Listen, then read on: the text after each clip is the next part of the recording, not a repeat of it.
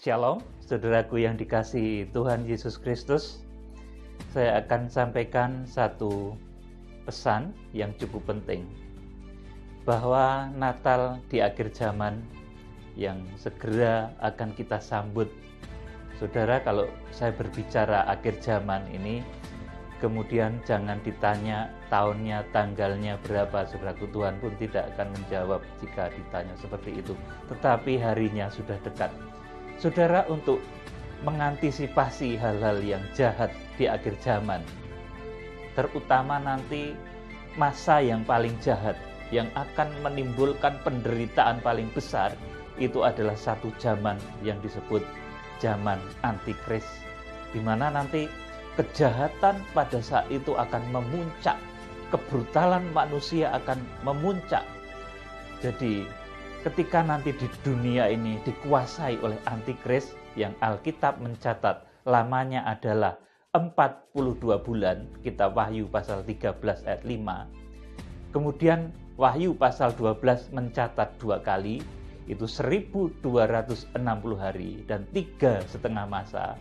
Kemudian Wahyu pasal 11 juga mencatat lama masa antikris itu adalah 1260 hari.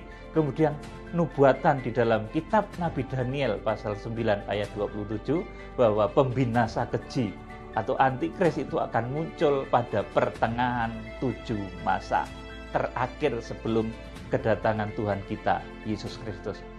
Saudara, untuk kita terhindar dari masa yang sangat berat, masa yang penuh siksaan, masa yang sangat luar biasa pedihnya itu, saudaraku, maka jemaat Kristen, orang-orang percaya ini ditargetkan oleh Tuhan supaya minimal memiliki kadar rohani, ruang kudus, atau bahkan kalau bisa ruang maha kudus.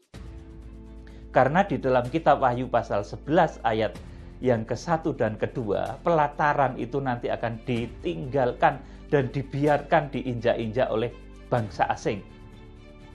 Orang Kristen yang kadar rohaninya kanak-kanak nanti akan dibiarkan diinjak-injak oleh keganasan, kegarangan, kebrutalan antikris di akhir zaman. Tetapi orang-orang Kristen, orang-orang percaya yang kadar rohaninya itu mencapai ruang kudus, syukur-syukur, karena perjuangan yang begitu gigih nanti bisa mencapai ruang maha kudus, itu nanti akan diungsikan, akan diselamatkan, akan terukur ketika Tuhan mengukur bait sucinya. Saudara yang dikasihi Tuhan, di dalam Wahyu pasal 12 ayat 1 sampai 17 kemarin sudah diterangkan bahwa orang Kristen yang mencapai rohani, kualitas rohani ruang maha kudus, itu di sana digambarkan sebagai anak laki-laki yang dilahirkan, yang langsung dibawa lari kepada Allah dan ketahtanya. Harpazo, Wahyu pasal 12 ayat yang kelima. Maka wanita itu melahirkan seorang anak laki-laki yang akan menggembala segala bangsa dengan gada besi. Tiba-tiba anaknya itu dirampas dan dibawa kepada Allah dan ketahtanya. Saudara, ini ruang maha kudus. Nanti jumlahnya tidak terlalu banyak. Orang yang mencapai karakter tingkat rohani ruang maha kudus karena kemurahan Allah, bukan karena kehebatan kita, kehebatan manusia, tetapi karena korban Kristus. Nanti akan ada orang-orang yang dilahirkan gereja Tuhan. Jadi wanita itu melahirkan eteken, atau bahasa dari strongnya itu tiktau, saudaraku, nanti akan menghasilkan output jemaat-jemaat yang memiliki kadar iman ruang maha kudus. Wanita itu melahirkan, menghasilkan jemaat-jemaat yang berkualitas rohani ruang maha kudus. Jemaat-jemaat yang berkualitas ini nanti akan dibawa, dirampas kepada Allah dan ketahtanya. Ini ruang maha kudusnya di Wahyu pasal 12. Kemudian ruang kudusnya di Wahyu pasal 12 ini dituliskan di dalam ayat yang ke-6 dan ayat yang ke-14. Ayat yang ke-6 di sana digambarkan, dan wanita itu, saudaraku, lari ke satu tempat yang disiapkan oleh Tuhan selama 1260 hari lamanya. Wahyu pasal 12 ayat 6. Diungsikan Jadi orang-orang yang mencapai taraf rohani ruang kudus itu nanti akan diungsikan dengan caranya yang dahsyat juga. Dihindarkan oleh Tuhan dari masa antikris. Kemudian di dalam Wahyu pasal 12 ayat 14 diterangkan, kepada wanita itu dikaruniakan 2 sayap burung nasar besar, supaya ia terbang ke tempatnya, supaya ia dipelihara jauh dari intian ular itu selama 1 masa, 2 masa, dan setengah masa. Saudaraku, dengan cara terbang, ditulis di sana petomai, saudaraku, terbang. Saudara yang dikasihi Tuhan, ini yang mencapai ruang kudus itu diungsikan. Kemudian yang pelataran rohani, saudara baca di dalam Wahyu pasal 12 ayat 17, yang di dalam Wahyu pasal 11 ayat 2 disebut pelataran. Kemudian di dalam Wahyu pasal 12 ayat 17 itu nanti naga itu akan memburu keturunan wanita itu, keturunan yang lain dari wanita itu. Saudara,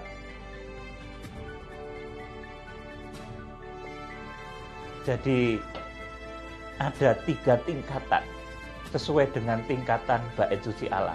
Ruang Maha Kudus, kemudian ruang kudus dan pelataran. Di Wahyu pasal 12 juga ada tingkatan. Ruang Maha Kudus itu adalah anak laki-laki yang dilahirkan, yang langsung dibawa lari kepada Allah dan ke tahtanya. Kemudian ruang kudusnya adalah wanita itu diungsikan ke padang belantara pengungsian selama 1260 hari. Kemudian pelatarannya adalah, dan naga itu memburu keturunan yang lain dari perempuan itu. Wahyu pasal 12 ayat yang ke-17.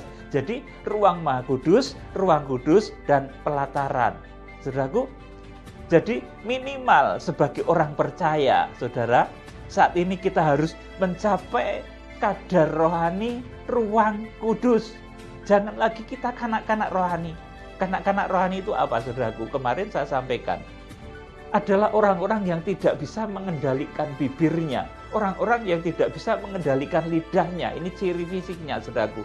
Orang-orang yang mulutnya kotor, orang-orang yang lidahnya mengucapkan kata-kata yang kotor, dusta, keji, saudaraku, garang. Orang-orang yang lidahnya mengeluarkan kata-kata tidak senonoh, saudaraku, yang mengeluarkan kata-kata dusta. Saudara yang dikasihi Tuhan, di dalam Natal kali ini saya akan memberitakan kepada saudara bahwa kalau saudara hendak mencapai tataran rohani, minimal ruang kudus, saudara harus mengendalikan mulut.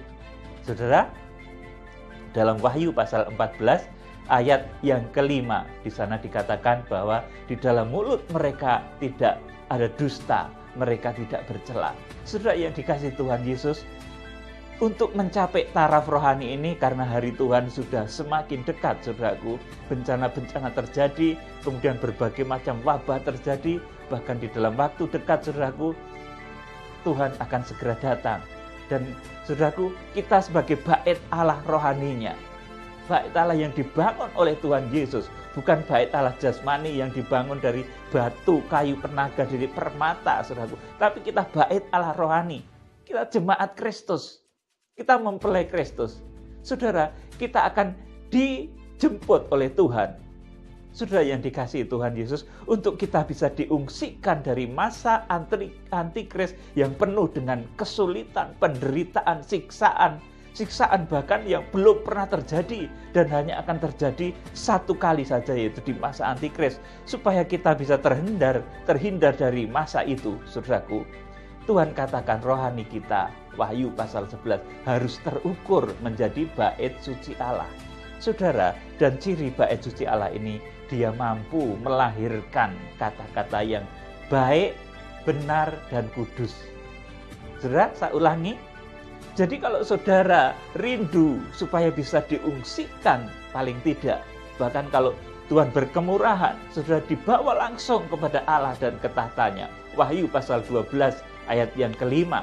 Saudara harus bisa mengendalikan kata-kata, menggunakan mulut ini untuk mengatakan hal-hal yang baik, benar, dan kudus. Hal yang baik itu belum tentu benar.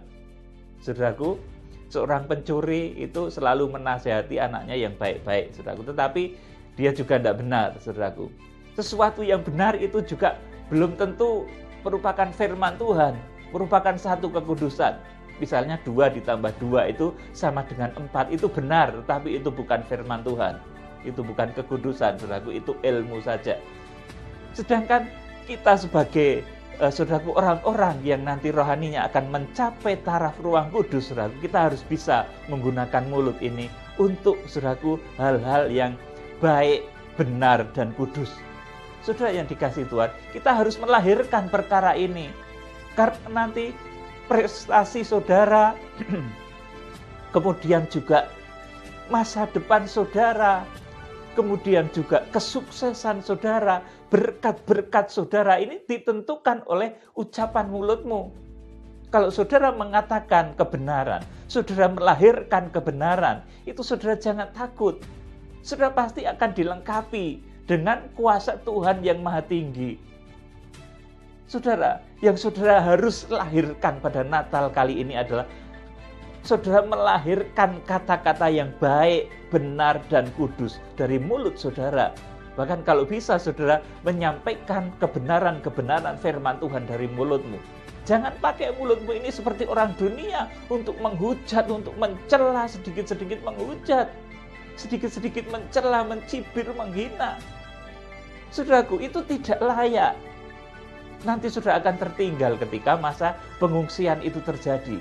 Saudaraku yang dikasihi Tuhan, jadi kalau saudara melahirkan perkataan yang baik, benar, dan kudus, itu nanti prestasi yang akan saudara peroleh, itu maksimal. Kesehatan yang saudara akan terima untuk badanmu itu juga maksimal. Berkat-berkat yang saudara terima itu juga maksimal. Maria itu melahirkan Yesus, kemudian dia mendapatkan berkat-berkat yang maksimal sekalipun, saudaraku, di dalam keadaan-keadaan yang sangat terbatas. Maria melahirkan Yesus itu di satu tempat yang hina. Saudaraku, dikatakan tidak ada tempat penginapan pada saat itu yang disediakan, kemudian Yesus dilahirkan, kemudian dibungkus dengan lampin dan ditaruh di dalam palungan. Saudaraku, dalam satu kesederhanaan. Jadi untuk menciptakan karya-karya besar, keberhasilan-keberhasilan besar, saudara ini harus melahirkan sesuatu yang baik, benar, dan kudus. Dan saat ini, saudara harus melahirkan hal itu melalui kata-kata, melalui mulut saudara. Saudara harus melahirkan kata-kata yang baik, yang benar, dan yang kudus. Saudara jangan takut kalau untuk menyampaikan hal-hal yang baik, benar, dan kudus. Kemudian saudara takut nanti dapat berkat dari mana kalau saya berbohong, dapat berkat dari mana kalau saya tidak melakukan kebohongan. Saudaraku, saudara jangan berpikir seperti itu. Justru nanti dengan perkataan yang baik, yang benar, dan kudus itu saudara akan dipakai seperti Maria, melahirkan karya besar. Saudaraku yang dikasihi Tuhan, Maria melahirkan Yesus itu tidak memikirkan nanti akan dapat biaya dari mana seusai kelahirannya untuk memberi makan si kecil bayi Yesus yang lahir itu, saudaraku. Terbukti, saudaraku, banyak orang yang digerakkan, orang Majus digerakkan Tuhan datang. Saudaraku, para gembala digerakkan oleh Tuhan datang, saudaraku. Orang Majus mempersembahkan emas, kemudian kemenyan dan mur, saudaraku, semuanya itu barang-barang yang mahal. Emas, kemenyan, dan mur itu merupakan sesuatu yang berharga di masa itu. Emas itu berharga, kemudian kemenyan dan mur itu sangat penting bagi bait suci Allah. Saudaraku yang dikasihi Tuhan Yesus Kristus, kalau saudara melahirkan kebenaran, menyampaikan kebenaran, menggunakan mulut ini untuk hal-hal yang benar, saudara akan melahirkan perkara-perkara besar. Seperti saya sampaikan, saudaraku, di dalam pemberitaan akhir zaman, pemberitaan kitab Wahyu yang saya sampaikan, saudaraku, saya ini terbatas, saudaraku. Dalam kondisi seperti Maria yang mau melahirkan Yesus, sederhana kondisi saya, saudaraku. Tapi saya tidak takut dengan apa yang akan saya makan, apa yang akan saya minum, apa yang mau saya pakai, saudaraku. Itu saya tidak takut, saudara, karena saya yakin nanti ada orang-orang yang seperti orang Majus akan digerakkan oleh Tuhan. Akan ada para gembala yang digerakkan oleh Tuhan untuk menopang kegerakan ini. Sehingga pemberitaan tentang munculnya 7 tokoh, 7 hamba Tuhan yang akan dipakai ini nanti akan menyebar secepat kilat ke seluruh penjuru bumi. Pemberitaan tentang kronologis kedatangan Tuhan, kronologis pemberitaan kitab Wahyu, apa yang terjadi di akhir zaman yang saya sampaikan nanti akan secepatnya menyebar dan didengar oleh hamba-hamba Tuhan. Saudaraku, didengar oleh jemaat-jemaat dari seluruh penjuru bumi. Saya tidak takut dengan apa yang saya pakai, apa yang saya minum, saudaraku, karena saya mengatakan kebenaran, saudaraku. Saya melahirkan firman kebenaran. Demikian pula kalau saudara, dengan mulut saudara itu menggunakan mulut saudara ini untuk menyampaikan hal-hal yang baik, benar, dan kudus. Saudara jangan takut dengan penghidupan saudara, dengan bisnis saudara. Saudara, dengan sakit penyakit saudara, dengan masalah-masalah saudara jangan takut. Tuhan akan menjadi penolongmu kalau saudara melahirkan sesuatu yang benar dengan mulut saudara. Saudara yang dikasihi Tuhan, jadi seperti saya saksikan ketika saya memberitakan kitab Wahyu, munculnya 7 tokoh, kemudian detail kronologis kejadian di akhir zaman, saudaraku, saya ini seorang yang kecil, sederhana, seperti bayi Yesus yang lahir, saudaraku, sederhana sekali, penuh keterbatasan. Tapi saya yakin, karena saya melahirkan dengan mulut saya ini firman kebenaran, maka nanti akan dikirim orang-orang yang seperti orang Majus, membawa emasnya, membawa mur dan kemenyannya, saudaraku. Akan didatangkan para gembala untuk melengkapi segala sesuatu sehingga pemberitaan tentang akhir zaman ini segera tersiar, segera menjadi berkat bagi banyak orang, bagi hamba-hamba Tuhan lain, bagi jemaat-jemaat di seluruh penjuru bumi. Saudara yang dikasihi Tuhan Yesus Kristus, jadi saudaraku, kalau kita melahirkan segala sesuatu yang baik, benar, dan kudus, itu saudara nggak usah berpikir nanti bagaimana. Seperti orang mau melahirkan itu, saudaraku, itu nggak banyak berpikir, saudaraku. Saudara fokus saja melahirkan, saudaraku. Kemarin ada seorang bidan konsultasi sama saya, saudaraku. Kalau orang itu melahirkan, saudaraku, tentunya dia yang difikirkan bagaimana supaya janin kandungan ini bisa dilahirkan, saudaraku, dengan baik. Sekalipun dia kesakitan, mengerang kesakitan, saudaraku. Tetapi dia nggak mikir nanti yang akan ngasih makan ini nanti siapa, saudaraku, nggak akan. Karena nanti, saudaraku, akan ada keluarga besar datang, saudaraku. Akan ada orang-orang yang tergerak datang, saudaraku. Demikian kalau orang itu, saudaraku, mulutnya dipakai untuk melahirkan perkara-perkara besar. Mulutnya dipakai untuk melahirkan kata-kata yang baik, benar, dan kudus. Saudara jangan takut dengan penghidupan saudara. Orang-orang yang nanti akan digerakkan oleh Tuhan menjadi penolong saudara nanti akan datang. Saudara yang dikasihi Tuhan, oleh karena itu saya juga tidak khawatir dengan pemberitaan ini. Karena saya menyampaikan apa yang benar, yang kudus, yang dari Tuhan, saudaraku. Saya yakin akan didatangkan orang-orang Majus yang mempersembahkan emasnya, kemenyan, dan mur. Saya yakin akan didatangkan para gembala yang akan mendukung kegerakan ini. Dan rencana Tuhan segera digenapi. Saudara yang dikasihi Tuhan Yesus, saudara, pesan saya melalui firman Tuhan yang singkat ini, kalau saudara ingin terhindar dari masa antikris, kalau sekarang ini mulai santer diberitakan mengenai 666, sedikit-sedikit ada isu dikaitkan dengan 666, saudara jangan takut dengan hal itu. Kitab Wahyu itu ada kronologisnya, saudaraku. Detail kronologisnya itu ada. Nanti saudara akan diberitahu secara detail. Kemudian kapan datangnya Tuhan, saudaraku, itu ancer-ancernya seperti orang melahirkan. Kita sudah mengerti. Saudara yang dikasihi Tuhan, sebagai ayat terakhir, saya akan bahasakan Amsal 18:20-21. Perut orang dikenyangkan oleh hasil mulutnya. Ia dikenyangkan oleh hasil bibirnya. Hidup dan mati dikuasai lidah. Siapa suka menggemakannya akan memakan buahnya. Amin. Saudaraku, jadi kalau saudara dengan mulut saudara melahirkan satu perkataan yang baik, benar, dan kudus, saudara akan dikenyangkan dengan itu. Saudara akan diberkati. Salam penuaian. Tuhan Yesus Kristus, Imam Besar Agung, memberkati. Haleluya. Amin.